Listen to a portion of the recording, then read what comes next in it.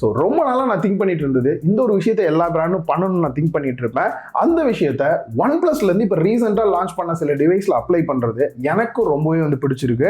ஒரு எக்ஸாம்பிளுக்கு சொல்லணும் அப்படின்னா ரெட்மியோட நோட் சீரீஸ்லாம் பார்த்தீங்க அப்படின்னா ஒவ்வொரு வருஷமே ஸ்பெக் வைஸில் வேற லெவலில் அப்கிரேட் பண்ணிட்டே வருவாங்க. அந்த அப்கிரேட்லாம் நமக்கு பார்க்கும்போது என்னடா இந்த அளவுக்கு ஃபீச்சர்ஸை கொடுக்குறாங்கன்னு தான் நமக்கு தோணும். ஆனால் அதே சமயம் ஒவ்வொரு வருஷமே பார்த்தீங்க அப்படின்னா ப்ரைஸ் வைஸுமே பயங்கரமாக இன்க்ரீஸ் பண்ணிட்டே வராங்க.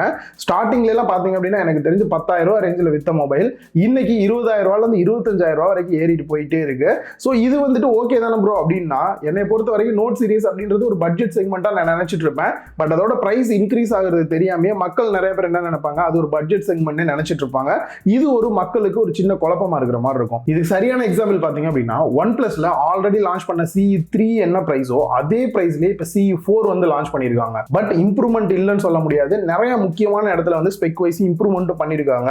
ஸோ பிரைஸ் சேம், இந்த இடத்துல ஸ்பெக் மட்டும் இன்க்ரீஸ் ஆகுது அப்படின்னும் போது நமக்கு ஈஸியா அண்டர்ஸ்டாண்ட் இது என்ன சீரிஸ் புரிஞ்சுக்கிறதுக்கு நமக்கு ஹெல்ப்ஃபுல்லா இருக்கு. வாங்குறவங்களுக்கும் இது ஈஸியா இருக்கும் அப்படின்றனால தான் இந்த ஒரு விஷயத்தை சொல்றேன். ஸோ OnePlus அடுத்தடுத்த டிவைஸ்ல இந்த மாதிரி பண்றது நல்ல விஷயமா இருக்கு.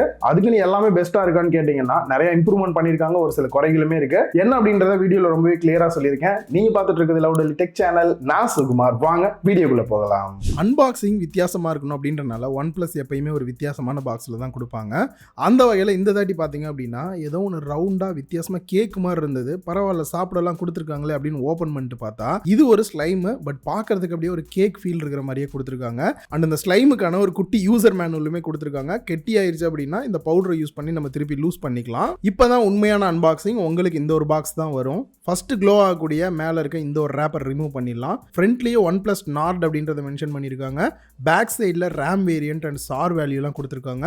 டாப்ல என்ன பிரைஸ், பாக்ஸ்ல என்னெல்லாம் வருது அப்படின்றதையும் சொல்லியிருக்காங்க. பாக்ஸை ஓப்பன் பண்ணா உள்ள ஒரு குட்டி பாக்ஸ் கொடுத்துருக்காங்க. அதுல சிம் எஜெக்டர் டூல், அவங்களோட அந்த ரெட் கேபிள் கிளப்புக்கான கார்டு கொடுத்துருக்காங்க. அண்ட் குயிக் ஸ்டார்ட் கைடன்ஸும் ஸ்டிக்கரும் கொடுத்துருக்காங்க. அண்ட் மொபைலுக்கான ஒரு கேஸ் கொடுத்துருக்காங்க. நெக்ஸ்ட் மொபைலில் மேலே இருக்கக்கூடிய இந்த ஒரு ரேப்பர் ரிமூவ் பண்ணிடலாம். பேக் சைடில் இருக்கக்கூடிய ஸ்டிக்கரையும் ரிமூவ் பண்ணிட்டு மொபைலை டர்ன் ஆன் பண்ணலாம். மொபைல் கொஞ்சம் காம்பாக்டாக இருக்கிற ஃபீல் தான் இருக்குது. பெசல்ஸ்லாம் கூட மினிமமாக இருக்குது. வீடியோவில் அதை பற்றி டீட்டெயிலாக பார்க்கலாம். கேஸோட போட்டு பார்த்தேன், நல்லா தான் ஃபிட் ஆகுது. டிரான்ஸ்பரண்ட்டாக கொடுக்காம இந்த மாதிரி கொடுத்ததும் நல்ல ஒரு ப்ளஸ் பாயிண்ட் தான். நெக்ஸ்ட் 100 வாட் சப்போர்ட் பண்ணக்கூடிய ஃபாஸ்ட் சார்ஜிங் அடாப்டர் கொடுத்துருக்காங்க. எவ்வளோ நேரத்தில் சார்ஜ் ஆகுது அப்படின்றதையும் வீடியோவில் பார்க்கலாம்.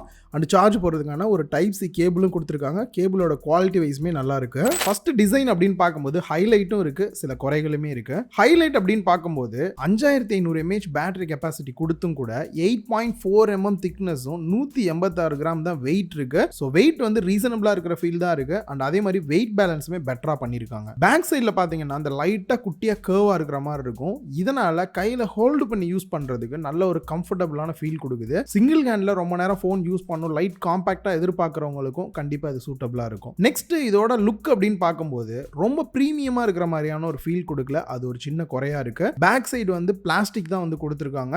சைடு ஃப்ரேமே பாத்தீங்கன்னா பிளாஸ்டிக் தான். கலர் அப்படின்னு பார்க்கும்போது நம்ம கையில இருக்கிறது செலிடான் மார்பிள் அப்படின்ற ஒரு வேரியன்ட் தான் இருக்கு. உங்களுக்கு மார்பிள் கல் பார்த்தா எப்படி இருக்குமோ அந்த மாதிரி தான். அண்ட் டார்க் குரோம் அப்படின்ற இன்னொரு கலர் வேரியன்ட்டுமே கொடுத்திருக்காங்க. இது பார்க்கிறதுக்கு கிளாஸ் மாதிரியே கிளாசி ஃபினிஷ்ல கொடுத்திருக்காங்க. கேஸ் போடாம கையில ஹோல்டு பண்ணி யூஸ் பண்ணாலும் கூட ஃபிங்கர் பிரிண்ட் ஸ்மெட்ஜஸ்லாம் பெருசா படாம தான் இருக்கு. அது ஒரு நல்ல விஷயம் தான். பட் டிசைன்ல இன்னும் கொஞ்சம் இம்ப்ரூவ்மெண்ட் பண்ணிட்டு கொஞ்சம் பிரீமியமா இருக்கிற மாதிரி லுக் கொடுத்திருந்தாங்கன்னா நல்லா இருந்திருக்கும். அது இதுல IP54 ரேட்டிங் கொடுத்திருக்காங்க. தெரியாம தண்ணி எல்லாம் பட்டுறது, தண்ணி மேல வச்சறீங்க அப்படின்னா எடுத்துட்டு தொடச்சிட்டு தாராளமா யூஸ் பண்ணலாம். பெருசா போனுக்கு எந்த பிரச்சனையும் வராது. பட் டைரக்டா தண்ணிக்குள்ள எதுவும் போட்டுறாதீங்க. ரீசன் இதுல IP68 ரேட்டிங் இல்லாதனால. பட் எனக்கு தெரிஞ்சு இதே பிரைஸ் ரேஞ்சில் வந்த சில மொபைல் எல்லாம் IP68 ரேட்டிங் கொடுத்திருந்தாங்க. இதுலயும் கொடுத்திருந்தா நல்ல ஒரு பிளஸ் பாயிண்டா இருந்திருக்கும். இது ஒரு பெரிய குறையா சொல்ல முடியாது, ஒரு சஜஷனா இருந்துட்டு தான் நல்லா இருந்திருக்கும். அண்ட் இந்த மொபைலோட டிஸ்பிளேல Aqua Touch டெக்னாலஜி இருக்கு அப்படின்றாங்க. நார்மலா டிஸ்பிளேல கொஞ்சம் தண்ணி எல்லாம் பட்டிருந்தாலும் கூட நீங்க நார்மலா யூஸ் பண்ணிக்க முடியும். ஸோ தண்ணி இருக்குன்றனால ஆக்சிடென்டல் டச்சஸோ இல்லை நீங்கள் டச் பண்ணால் ஒர்க் ஆகாமல் இருக்கிற மாதிரிலாம் எதுவும் இல்லைன்னாங்க.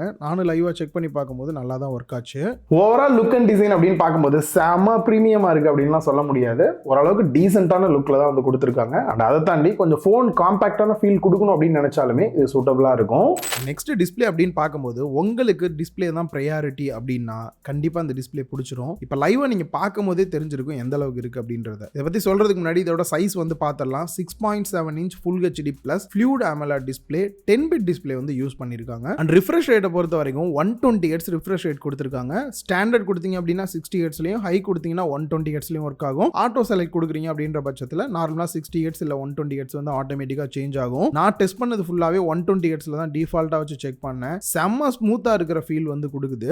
HDR10+ சப்போர்ட் கொடுத்துருக்காங்க. யூடியூப் வீடியோஸாக இருக்கட்டும், இல்லை அமேசான் பிரைமில் வந்துட்டு HDR வீடியோ பார்க்கணும் அப்படின்னாலுமே உங்களால் பார்க்க முடியும். நைட் டைமில் மொபைல் யூஸ் பண்ணுறவங்களுக்கு பெருசாக கண்ணில் பாதிப்பு வரக்கூடாது அப்படின்றதுக்காக இந்த PWM டிம்மிங்குமே வந்து கொடுத்துருக்காங்க. 2160 ஹெர்ட்ஸ் வந்து கொடுத்துருக்காங்க. இப்போ இது நிறைய மொபைலில் கொடுத்துட்டு வராங்க. நல்ல ஒரு விஷயம் தான். ஸ்க்ரீன் ப்ரொடெக்ஷனை பொறுத்த வரைக்கும் கொரில்லா கிளாஸ் யூஸ் பண்ணல, பாண்டா ட்வைஸ் ரீஃபைன்டு கிளாஸ் வந்து யூஸ் பண்ணியிருக்கோம் அப்படின்றாங்க. அண்ட் பீக் பிரைட்னஸ் அப்படின்னு பார்க்கும்போது 1100 நிட்ஸ் வந்து கொடுத்துருக்காங்க. நான் லைவாக யூஸ் பண்ண வரைக்கும் இப்போ நீங்களுமே பார்க்கலாம், இன்டோர் அவுட்டோர் டைரக்ட் சன்லைட்டில் போய் கூட நம்ம நின்று மொபைல் யூஸ் பண்ணாலுமே நல்லாவே பிரைட்டாக கிளியராக இருக்குது டிஸ்பிளே பார்க்கறதுக்கு. ஓவரால் டிஸ்பிளேயோட குவாலிட்டி அப்படின்னு பார்க்கும்போது மற்ற பிராண்டோட மொபைல் டிஸ்பிளே இதே பிரைஸ் ரேஞ்சில் இருக்க டிஸ்பிளே கம்பேர் பண்ணும்போது இன்னுமே பார்த்தீங்க அப்படின்னா நல்ல ஷார்ப்பாக இருக்கிற ஃபீல், கிறிஸ்டல் கிளியராக வந்து டெக்ஸ்ட் எல்லாம் தெரியுது. ஸோ ரொம்பவே ஒரு பெஸ்ட்டான டிஸ்பிளே யூஸ் பண்ணியிருக்காது. ஜஸ்ட் இப்படி மொபைலை வியூ பண்ணி பார்க்கும்போது அந்த ஃபீல் நல்லா கிடைக்குது. அண்ட் அதே மாதிரி 120 ஹெர்ட்ஸ் ரிஃப்ரெஷ் ரேட் யூஸ் பண்ணுறதுக்கு நல்ல ஒரு ஸ்மூத்தான ஃபீல் கொடுக்குது. ஓவரால் பார்த்தீங்க அப்படின்னா ஒரு பெஸ்ட்டான டிஸ்பிளே தான் கொடுத்துருக்காங்க.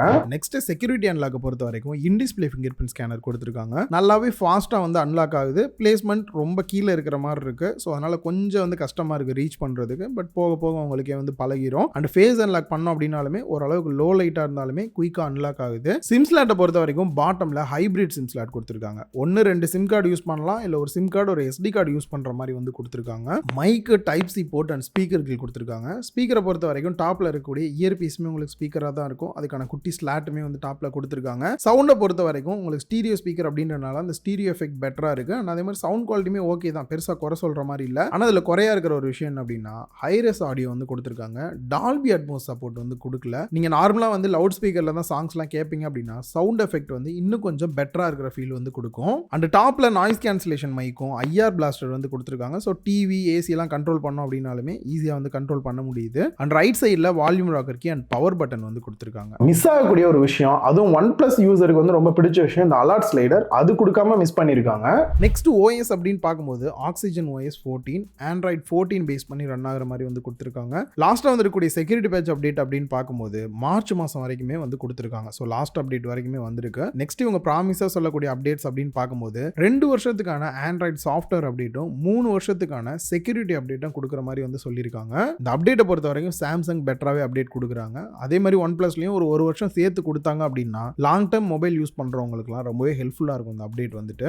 தேவையில்லாத ப்ளோட்வேர்ஸ் அண்ட் ஆப்ஸ் அப்படின்னு பார்க்கும்போது கண்டிப்பாக 2-3 கேம்ஸ் மாதிரி இந்த மாதிரி இருந்தது. அண்ட் நெட்ஃப்ளிக்ஸ்லாம் கூட கொடுத்துருந்தாங்க. பட் எல்லாத்தையும் நீங்கள் அன்இன்ஸ்டால் பண்ணிட்டு யூஸ் பண்ணிக்க முடியும். அண்ட் நெக்ஸ்ட் பேட்டரி கெப்பாசிட்டியில் நல்ல ஒரு இம்ப்ரூவ்மெண்ட் எனக்கு ஃபீல் கிடைக்குது. ரீசன் பார்த்தீங்க அப்படின்னா last time 5000 mAh battery capacity கொடுத்துருந்தாங்க. இப்போ 5500 mAh பேட்டரி கெப்பாசிட்டியும் 100 வாட்ஸ் ஃபாஸ்ட் சார்ஜிங் சப்போர்ட்டோட கொடுத்துருக்காங்க.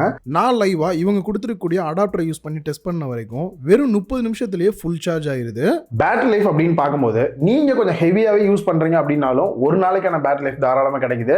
இல்ல நீங்க நார்மல் யூஸ் தான் பண்றீங்க அப்படின்ற பட்சத்தில் ஒரு நாளைக்கு மேலேயே வந்து பேட்டரி லைஃப் கிடைக்குது. ஸோ பேட்டரி லைஃப் நல்லா எதிர்பார்க்குறவங்களுக்கும் ஒரு சூட்டபிளான மொபைலா இருக்கும். நெக்ஸ்ட் கேமரா செட்டப் அப்படின்னு வரும்போது ஃப்ரண்ட்ல selfie camera 16 mega pixel last டைமை விட இன்னும் கொஞ்சம் பெட்டராகவே பர்ஃபார்மன்ஸ் பண்ற ஃபீல் தான் கிடைக்குது. குறிப்பாக ஃபோட்டோஸ்லாம் எடுக்கணும் அப்படின்னா பியூட்டி போன் நல்லா இருக்கு, ஸ்கின் டோன்ஸ்லாம் நல்லா பூஸ்ட் பண்ணி கொடுக்குது, எட்ஜ் டிடெக்ஷன் நல்லா இருக்கு. அண்ட் அதை விட உங்களுக்கு கொஞ்சம் ஃபோட்டோ எடுக்கிறீங்க அப்படின்னா கொஞ்சம் ஒய்டா இருக்கிறனால ஒரு ஃபுல் பாடி கவர் பண்ண முடியுது. ரொம்ப வந்து கையை லாங்கா எடுத்துட்டு போகாமே செல்ஃபி போட்டோஸ் எடுக்கிறதுக்கு நல்லா இருக்கு. அண்ட் பேக் சைடில் பார்க்கறதுக்கு ட்ரிபிள் கேமரா மாதிரி இருந்தாலும் டியூவல் கேமரா செட்டப் கொடுத்துருக்காங்க. ரிங் லைட் மாதிரி பார்த்தீங்கன்னா ஃபிளாஷ் லைட் ஆப்ஷன் வந்து கொடுத்துருக்காங்க. அதில் முக்கியமாக 50 மெகா பிக்சல் சோனியோட LYT 600 சென்சார் வந்து யூஸ் பண்ணியிருக்காங்க. அண்ட் OIS சப்போர்ட்டோட வந்து கொடுத்துருக்காங்க. ஸோ வீடியோவாக இருக்கட்டும் ஃபோட்டோவாக இருக்கட்டும் நல்லாவே ஸ்டேபிளாக இருக்கிற ஃபீல் தான் வந்து கொடுக்குது. அண்ட் இதுலேயே 2x அளவுக்கு ஜூம் பண்ணுற மாதிரி கொடுத்துருக்காங்க. எனக்கு தெரிஞ்சு இன் சென்சார் ஜூம் வந்து கொடுத்துருப்பாங்க. பட் இருந்தாலும் செப்பரேட்டாக கொடுத்துருந்தாங்கன்னா நல்ல ஒரு அப்கிரேடாக இருந்திருக்கும். அண்ட் இதை தாண்டி ultra wide angle camera 8 mega pixel சோனியோட IMX 355 சென்சார் வந்து யூஸ் பண்ணியிருக்காங்க. மெயினோட கம்பேர் பண்ணி பார்த்தா எந்த அளவுக்கு வைடு கிடைக்குது அப்படின்றது உங்களுக்கு கிளியரா தெரியும். அந்த வீடியோஸ் அப்படின்னு வரும்போது சொதப்பின ஒரு விஷயம் ஃப்ரண்ட்ல 1080p 30 fps தான் மேக்ஸிமம் எடுக்கிற மாதிரி வந்து கொடுத்துருக்காங்க. 4K-வும் கொடுக்கல, 1080p 60 fps-மே கொடுக்கல. அண்ட் அதே மாதிரி பேக் சைட் கேமரா செட்டப்ல பாத்தீங்கன்னா மேக்ஸிமம் 4K 30 fps-ம் 1080p 60 fps இல்லாட்டி 30 fps எடுக்கிற மாதிரி தான் வந்து கொடுத்துருக்காங்க. இன்னும் கொஞ்சம் அப்கிரேட் பண்ணியிருந்தா பெட்டராகவே இருந்திருக்கும். அண்ட் OIS சப்போர்ட் இருக்கனால நம்ம வீடியோஸ்லாம் எடுக்கிறோம் அப்படின்னும் போது ஒரு ஸ்டேபிளான நல்ல வீடியோஸ் தான் எடுக்க முடியுது. அண்ட் ஓவராலா போட்டோஸ் அண்ட் வீடியோஸ்லயுமே பாத்தீங்க அப்படின்னா இதுக்கு முன்னாடி இருந்ததை விட ஸ்கின் டோனா இருக்கட்டும், அந்த ஷார்ப்னஸா இருக்கட்டும் பெட்டராகவே இருக்கு. ஸோ போட்டோ சைட் நல்லாவே இம்ப்ரூவ்மெண்ட் பண்ணியிருக்காங்க. பர்ஃபார்மன்ஸ் எந்த அளவுக்கு இருக்கு ப்ராசர் அப்படின்னு பார்க்கும்போது Qualcomm Snapdragon 7 Gen 3 ப்ராசர் வந்து யூஸ் பண்ணியிருக்காங்க. இப்போ ரீசெண்டாவே ஒரு 3 டிவைஸ்ல நான் வந்து பார்த்துட்டேன். அண்ட் நான் டெஸ்ட் பண்ணி பார்த்த டிவைஸ் பார்த்தீங்கன்னா 8GB RAM LPDDR4X RAM வேரியண்ட்டும் 256GB internal storage UFS 3.1 storage டைப்லையும் வந்து கொடுத்துருக்காங்க. பர்ஃபார்மன்ஸை பொறுத்த வரைக்கும் நான் ஒரு வாரமா தான் வந்து இந்த டிவைஸை யூஸ் பண்ணி பார்த்துட்டு இருக்கேன். நான் பார்த்த வரைக்கும் பார்த்தீங்கன்னா எந்த இடத்துலையும் பெருசா லேக் இருக்கிற ஃபீலுமே இல்லை. அண்ட் அதே மாதிரி கேம் பிளே விளையாண்டாலுமே பெருசா ஹீட்டிங் இஷ்யூ இருக்கிற மாதிரி எனக்கு ஒன்றும் தெரியல. அதே மாதிரி கொஞ்சம் ஹை கிராபிக்ஸ் கேம் நீங்க பிளே பண்ணாலும் கூட எந்த இடத்துலையுமே லேகே இல்லாம ஒரு ஸ்மூத்தான டிவைஸ்க்கான ஒரு ஃபீல் தான் வந்து கிடைக்குது. ஸோ பர்ஃபார்மன்ஸ் எதிர்பார்க்குறவங்களுக்கும் இந்த டிவைஸ் வந்து சூட்டபிளா தான் இருக்கும். அண்ட் ஃபைனலா என்ன பிரைஸ் அப்படின்னு பார்க்கலாம். லான்ச்சுக்கு முன்னாடியே நிறைய விஷயம் பேசி வச்சுட்டேன். பிரைஸ் வந்ததுக்கு அப்புறம் தான் எந்த அளவுக்கு இது பெஸ்டா இருக்குன்னு நம்ம வந்து வீடியோல சொல்லணும் அப்படின்றதுக்காக தான் வீடியோ போஸ்ட் பண்ணாம வெயிட் பண்ணிட்டு இருந்தேன். ஸோ அந்த வகையில பாத்தீங்க அப்படின்னா பிரைஸுக்கு ஏற்ற ஒரு பெஸ்ட்டான ஒரு ப்ராடக்ட் லான்ச் பண்ண ஃபீல் தான் எனக்கு வந்து கிடைக்குது. ஒரு சில குறைகள் தான், அதுவும் பெருசா யூசரை வந்து பாதிக்கிற மாதிரியான குறைகள் இல்லை அப்படின்னு தான் எனக்கு தோணுது. அண்ட் பிரைஸ் அப்படின்னு பார்க்கும்போது 8GB RAM 128GB இன்டர்னல் ஸ்டோரேஜோட 25,000 ரூபாய் பிரைஸ் பண்ணியிருக்காங்க. அதுவே 8GB RAM 256GB இன்டர்னல் ஸ்டோரேஜோட 27,000 ரூபாய் வந்து பிரைஸ் பண்ணியிருக்காங்க. ஸோ ஓவராலா இதுல என்னெல்லாம் இருக்குன்றத பார்த்துருப்பீங்க. இந்த பிரைஸுக்கு இது ஓகேவா இல்லையா, உங்களோட கருத்து என்ன அப்படின்றத கீழே கமெண்ட் பாக்ஸ்ல கமெண்ட் பண்ணுங்க.